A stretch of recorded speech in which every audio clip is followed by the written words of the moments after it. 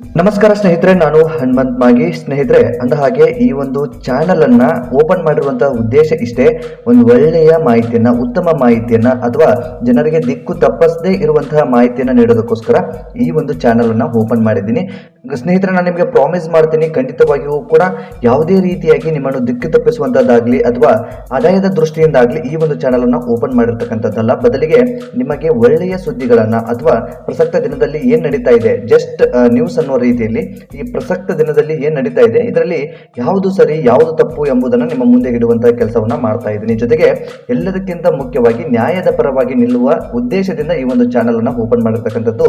So ಹಾಗಾಗಿ ನಾನು ನಿಮ್ಮಲ್ಲಿ ಒಂದು ಮನವಿ ಮಾಡ್ಕೊಳ್ತೀನಿ, ನೀವು ಜಸ್ಟ್ ನಮ್ಮ ಚಾನಲ್ ಅನ್ನ ಸಬ್ಸ್ಕ್ರೈಬ್ ಮಾಡಿ, ನಾನು ಮಾಡುವಂತಹ ವಿಡಿಯೋವನ್ನ ಸಂಪೂರ್ಣವಾಗಿ ನೋಡಿ, ಅದಾದ ಮೇಲೆ ನಿಮಗೆ ಇಷ್ಟವಾದ್ರೆ ಮಾತ್ರ ಲೈಕ್ ಮಾಡಿ, ಇಲ್ಲಾಂದ್ರೆ ಯಾವುದೇ ಮುಲಾಜಿಲ್ಲದೆ ಡಿಸ್ಲೈಕ್ ಮಾಡೋದಕ್ಕೂ ಕೂಡ ಹಿಂದೆ ಮುಂದೆ ನೋಡೋದಕ್ಕೆ ಹೋಗಬೇಡಿ. ಖಂಡಿತವಾಗಿಯೂ ಡಿಸ್ಲೈಕ್ ಮಾಡಿ ಅಂತ ಹೇಳೋದಕ್ಕೆ ಇಷ್ಟಪಡ್ತೀನಿ. ಸೊ ಇದು ಮತ್ತೊಂದು ಸಾರಿ ಪ್ರಾಮಿಸ್ ಮಾಡ್ತಾ ಇದ್ದೀನಿ, ನ್ಯಾಯದ ಪರವಾಗಿ ಈ ಒಂದು ಚಾನಲ್ ನಲ್ಲಿ ಪ್ರತಿ ದಿವಸ ಅಥವಾ ಪ್ರತಿ ಕ್ಷಣದ ಒಂದು ಅಪ್ಡೇಟ್ ಗಳನ್ನ ನಿಮಗೆ ನೀಡ್ತಾ ಹೋಗ್ತೀನಿ ಸ್ನೇಹಿತರೆ. ಸೊ ಬೇರೆಯವರ ರೀತಿಯಲ್ಲಿ ಕುಯ್ಯೋದಾಗ್ಲಿ ಅಥವಾ ಬೇರೆ ಬೇರೆ ರೀತಿಯ ದಿಕ್ಕು ತಪ್ಪಿಸುವಂತಹ ಮಾಹಿತಿಯನ್ನು ನಾನು ನಿಮಗೆ ನೀಡೋದಕ್ಕೆ ಹೋಗೋದಿಲ್ಲ, ಬದಲಿಗೆ ನೇರವಾದಂತಹ ಮಾಹಿತಿಯನ್ನು ನಿಮಗೆ ನೀಡುವಂತಹ ಕೆಲಸವನ್ನ ಮಾಡ್ತೀನಿ. ಸೊ ಅದೇನಿರಲಿ ವಿಚಾರ, ಈಗ ನೇರವಾಗಿ ವಿಷಯಕ್ಕೆ ಬರೋಣ. ಧರ್ಮಸ್ಥಳದ ಪ್ರಕರಣದ ಕುರಿತಾಗಿ ಈಗಾಗಲೇ ಸಾಕಷ್ಟು ಬೆಳವಣಿಗೆಗಳು ಕೂಡ ಕಂಡಿದೆ.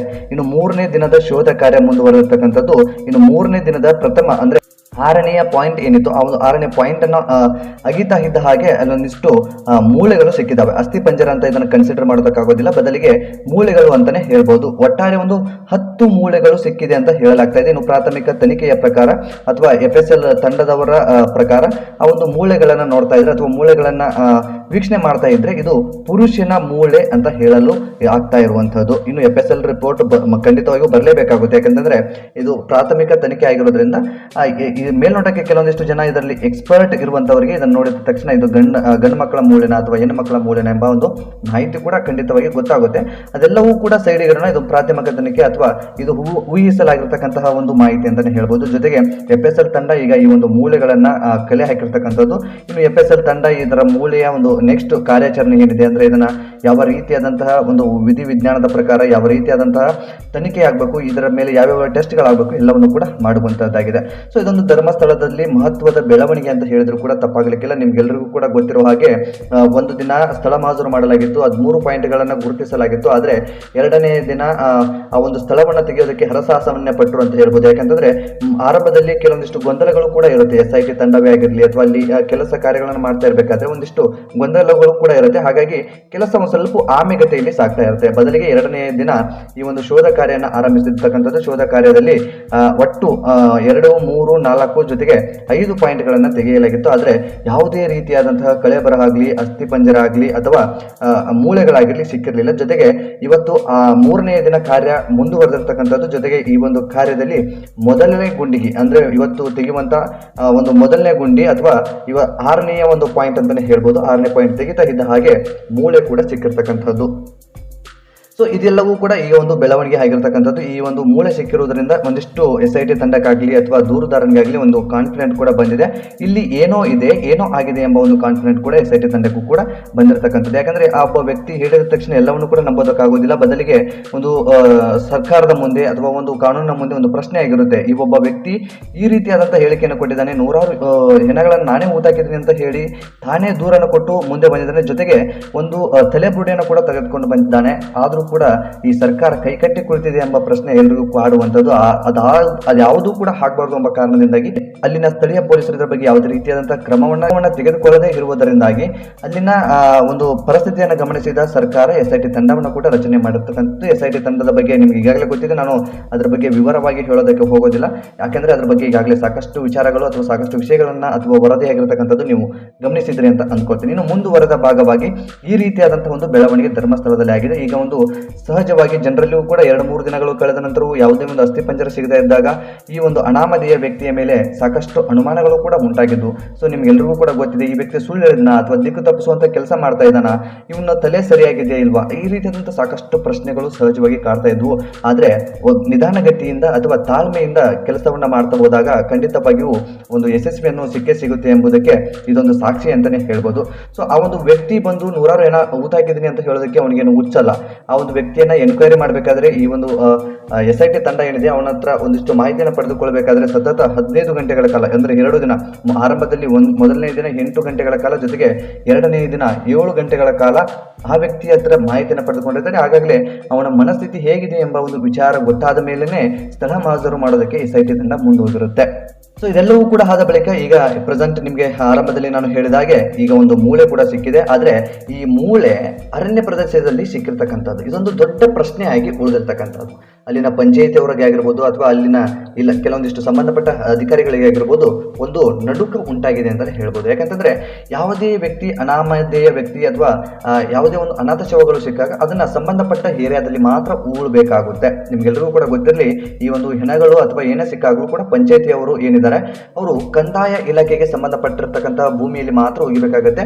ಆದರೆ ಅದರ ಬದಲಾಗಿ ಈ ಒಂದು ಅಸ್ಥಿ ಪಂಜರ ಅಂದ್ರೆ 6ನೇ ಪಾಯಿಂಟ್ ಏನ್ ಸಿಕ್ಕಿದೆ, 6ನೇ ಪಾಯಿಂಟ್ ಇರುವಂತಹದ್ದು ಕಾಡಿನ ಪ್ರದೇಶ ಅಂದ್ರೆ ಫಾರೆಸ್ಟ್ ಅಂತ ಏನ್ ಹೇಳ್ತೀವಿ, ಫಾರೆಸ್ಟ್ ಪ್ರದೇಶದಲ್ಲಿ ಈ ಒಂದು ಅಸ್ಥಿ ಪಂಜರ ಸಿಕ್ಕಿರ್ತಕ್ಕಂಥದ್ದು. ಇಲ್ಲಿ ಪಂಚಾಯತಿಯವರಿಗೆ ಜೊತೆಗೆ ಕಂದಾಯ ಇಲಾಖೆಯವರಿಗೆ ಜೊತೆಗೆ ಆ ಒಂದು ಸಮಯದಲ್ಲಿ ಇರ್ತಕ್ಕಂತಹ ಪೊಲೀಸ್ ಆಫೀಸರ್ಸ್ಗಳಿಗೆ ಒಂದು ದೊಡ್ಡ ಪ್ರಶ್ನೆಯಾಗಿಯೇ ಇದು ಒಂದು ಕಾಡುವಂಥದ್ದು. SIT ತಂಡ ಖಂಡಿತವಾಗಿ ಇವರ ಮೇಲೆ ಕ್ರಮ ಕೈಗೊಳ್ಳುತ್ತೆ. ಯಾಕಂದ್ರೆ ಕ್ರಮ ಕೈಗೊಳ್ಳಲೇಬೇಕು. ಈ ಅಲ್ಲಿನ ನಾಲಾಯಕರುಗಳು ಏನು ಮಾಡಿದ್ದಾರೆ ಅಂತಂದ್ರೆ ತಮ್ಮ ಮನಸ್ಸಿಗೆ ಬಂದಲ್ಲಿ ಊತ ಹಾಕೋದಕ್ಕೆ ಅವರ ಅಪ್ಪನ ಮನೆಯ ಜಾಗ ಅದಾಗಿರಲಿಲ್ಲ, ಬದಲಿಗೆ ಅದು ಸರ್ಕಾರಿ ಜಾಗ.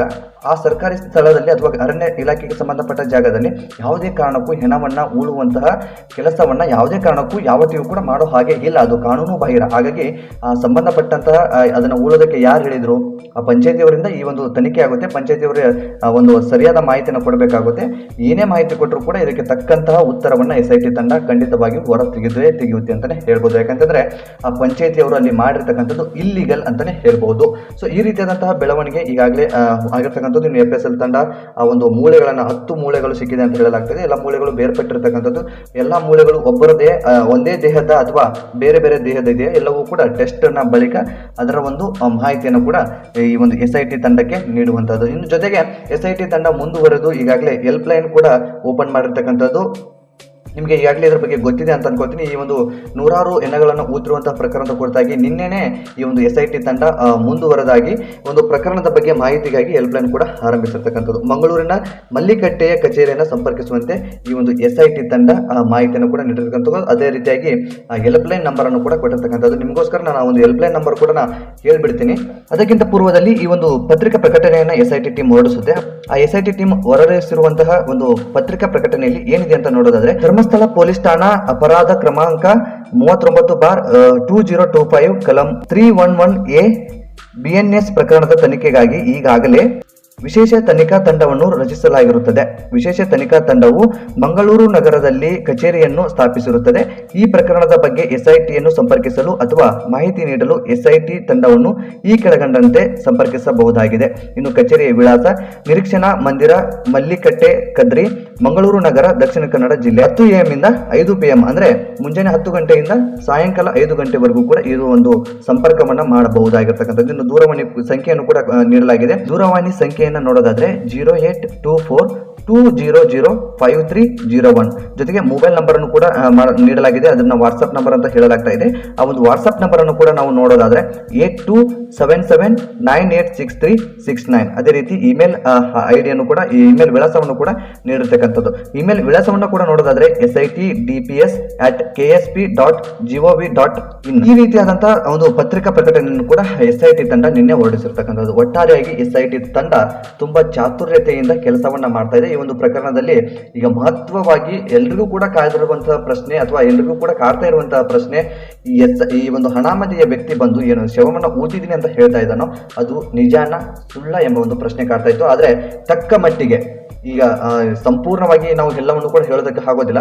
ತಕ್ಕ ಮಟ್ಟಿಗೆ ಒಂದಿಷ್ಟು ಎಲ್ರಿಗೂ ಕೂಡ ಕುತೂಹಲ ಇರುವಂತಹ ಜನರಿಗೆ ಅಥವಾ ಕಾತುರದಿಂದ ಕಾಯ್ತಾ ಇರ್ತಕ್ಕಂಥ ಜನರಿಗೆ ಅಥವಾ SIT ಟೀಮ್ ಆಗಿರ್ಬೋದು ಅಥವಾ ಆ ಒಂದು ಹೆಣವನ್ನ ಊತಿದ್ದೀನಿ ಅಂತ ಮುಂದೆ ಬಂದಿರತಕ್ಕಂಥ ವ್ಯಕ್ತಿ ಆಗಿರ್ಬೋದು, ಎಲ್ರಿಗೂ ಕೂಡ ಒಂದು ಕಾನ್ಫಿಡೆನ್ಸ್ ಲೆವೆಲ್ ಬರೋದಕ್ಕೆ ಆರಂಭವಾಗಿದೆ. ಯಾಕೆಂತಂದ್ರೆ ಒಂದು 6ನೇ ಪಾಯಿಂಟ್ ಅನ್ನ ಏನ್ ತೋರಿಸಿದ, 6ನೇ ಪಾಯಿಂಟ್ ಅಲ್ಲಿ ಸಿಕ್ಕಿರ್ತಕ್ಕಂತಹ ಒಂದು ಕಳೆ ಬರಹ ಅಥವಾ ಅಸ್ಥಿ ಪಂಜರದ ತುಣುಕುಗಳು ಅಂದ್ರೆ ಮೂಳೆಗಳು ಅಂತ ಏನ್ ಕರಿತೀವಿ, ಮೂಳೆಗಳು ಸಿಕ್ಕಿರೋದ್ರಿಂದ ಎಲ್ರಿಗೂ ಕೂಡ ಒಂದು ನಂಬಿಕೆ ಕೂಡ ಬಂದಿದೆ ಅಂತಾನೆ ಹೇಳ್ಬೋದು. ಇನ್ನು ಮುಂದಿನ ಪ್ರಕರಣದಲ್ಲಿ ಅಥವಾ ಮುಂದಿನ ಒಂದು ದಿನದಲ್ಲಿ ಯಾವ ರೀತಿಯಾದಂತಹ ರೀತಿಯಾದಂತಹ ಬೆಳವಣಿಗೆ ಈ ಧರ್ಮಸ್ಥಳ ಕೇಸ್ನಲ್ಲಿ ಕಾಣುತ್ತೆ ಎಂಬುದನ್ನು ಎಲ್ಲರೂ ಕೂಡ ಕಾದು ನೋಡಬೇಕಾಗಿದೆ. ಇನ್ನು ಮುಂದಿನ ದಿನದಲ್ಲಿ ಈ ಒಂದು ಪ್ರಕರಣಕ್ಕೆ ಸಂಬಂಧಪಟ್ಟ ಹಾಗೆ ಯಾವ ರೀತಿಯಾದಂತಹ ಬೆಳವಣಿಗೆ ಹೊಂದುತ್ತೆ ಎಂಬುದು ಅಥವಾ ಯಾವ ರೀತಿಯಾದಂತಹ ಬೆಳವಣಿಗೆ ನಡೆಯುತ್ತೆ ಎಂಬುದನ್ನು ಎಲ್ಲರೂ ಕೂಡ ಕಾದು ನೋಡ. ಮುಂದಿನ ಒಂದು ಬೆಳವಣಿಗೆಯ ಬಗ್ಗೆ ಕೂಡ ನಾನು ಇಂಚಿಂಚು ಮಾಹಿತಿಯನ್ನು ನಿಮ್ಮ ಮುಂದೆ ಇಡುವಂತಹ ಕೆಲಸವನ್ನ ಮಾಡ್ತೀನಿ. ಸೊ ಹಾಗಾಗಿ ಈ ಒಂದು ವಿಡಿಯೋದ ಬಗ್ಗೆ ನಿಮ್ಗೆ ಅನಿಸುತ್ತೆ ಕಮೆಂಟ್ ಬಾಕ್ಸ್ ಅಲ್ಲಿ ಮೆನ್ಷನ್ ಮಾಡಿ. ಆದಷ್ಟು ಈ ವಿಡಿಯೋನ ಶೇರ್ ಮಾಡಿ. ತಪ್ಪದೆ ನೀವೇನಾದ್ರೂ ಮೊದಲ ಸಲ ನಮ್ಮ ಚಾನಲ್ ನೋಡ್ತಿದ್ರೆ ಸಬ್ಸ್ಕ್ರೈಬ್ ಮಾಡಿ, ಗಂಟೆ ಬಟನ್ ಕೂಡ ಕ್ಲಿಕ್ ಮಾಡಿಕೊಳ್ಳಿ ಸ್ನೇಹಿತರೆ. ಮತ್ತೆ ಮುಂದಿನ ವಿಡಿಯೋದಲ್ಲಿ ಸಿಗೋಣ. ನಮಸ್ಕಾರ.